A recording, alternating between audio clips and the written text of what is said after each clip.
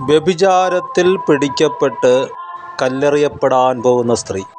യേശു കർത്താവിൻ്റെ ഒരേ ഒരു വചനം, നിങ്ങളിൽ പാപമില്ലാത്തവർ കല്ലെറിയട്ടെ. മനസാക്ഷിയുടെ ആക്ഷേപം കൊണ്ട് മൂത്തവർ തുടങ്ങി ഇളയവർ വരെ എല്ലാവരും കല്ല് താഴെയിട്ടിട്ട് തിരിച്ചുപോയി. ഇതേ പ്രസ്താവന തന്നെ നമ്മൾ പറഞ്ഞാലോ? ഒരാളെ കല്ലെറിയാൻ പോകുന്നു, ദുഷ്ടന്മാരായ മനുഷ്യരാണ്. നമ്മൾ പറയുകയാണ്, നിങ്ങൾ ഈ പാപമില്ലാത്തവൻ കല്ലെറിയേ. അവർ കല്ലെറിയുകയും ചെയ്യും, പറയുന്ന നമ്മളെയും കൂടെ എറിയും.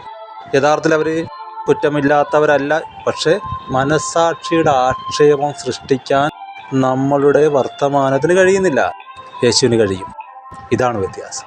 യേശുവിൻ്റെ വചനത്തിൻ്റെ പ്രത്യേകത ഇതാണ്. അത് പാപിയെ രക്ഷിക്കുന്നു, വിധിക്കാൻ വരുന്നവനെ നേർവഴിക്കാക്കുന്നു. പൗലോസ് ഇതേക്കുറിച്ച് പറഞ്ഞത്, യേശു കർത്താവ് ഈ നിലത്ത് എഴുതിയപ്പോൾ അവരുടെ ഹൃദയങ്ങളിൽ എഴുതപ്പെട്ടതുപോലെ ഞങ്ങൾക്കൊരു കൃപ കിട്ടി.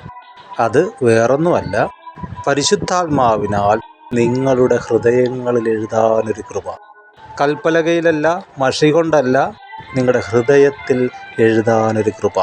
പരിശുദ്ധാത്മാവ് ഞങ്ങളിലൂടെ സംസാരിക്കുമ്പോൾ നിങ്ങളുടെ ഹൃദയങ്ങളിൽ എഴുതപ്പെടുന്നു. പത്രോസ് തൻ്റെ ആദ്യ പ്രസംഗത്തിൽ പരിശുദ്ധാത്മാവിൽ ദൂത് പറയുമ്പോൾ അവർ പറയുന്നു, കേട്ടവർ പറയുന്നു, ഞങ്ങളുടെ ഹൃദയത്തിൽ കുത്തുകൊണ്ടു. ഇന്നും ഇതാവശ്യമാണ്.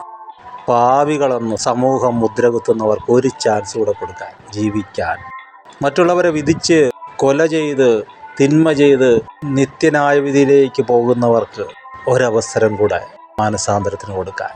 വേറൊന്നുമില്ല, നിലത്ത് ഉലയിൽ 7 ആവർത്തി ശുദ്ധി ചെയ്ത യേശു കർത്താവെന്ന വചനം, മനുഷ്യനായി വന്ന ദൈവം, അവൻ്റെ വചനം, ക്രൂശിക്കപ്പെട്ടവൻ്റെ വചനം, ഉയർത്തെഴുന്നേറ്റവൻ്റെ വചനമാണ് മാനവരാശിയെ പാപത്തിൽ നിന്നും കുറ്റം വിധിക്കലിൽ നിന്നും രക്ഷിക്കുന്നത്.